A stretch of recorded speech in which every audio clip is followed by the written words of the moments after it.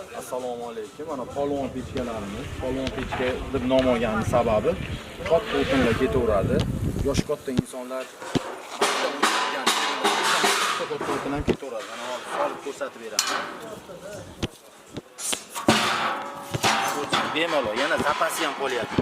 Keyin buni kulxonasi ham 40 sm uzun. Ancha-munchaga to'lavermaydi. 2-3 kunda bir kuloladi. Ishlarimizni qalinligi 3 likda bo'lgan. Tepa qismi 8 likda bo'lgan. Yon qismi 3 likda bo'lgan bular. Endi shuni tepasida ulamasi yo'q variantimiz bor. Buni narxini aytib o'tib ketaylik. Kraskalanmagan varianti 1 million, kraskalangan varianti 1 million 100 ming. Endi ulamasi yo'g'imizni tepasi 8 lik bo'ladi. Yoni 4 lik bo'ladi. Shunga ham katta o'tin ketadi.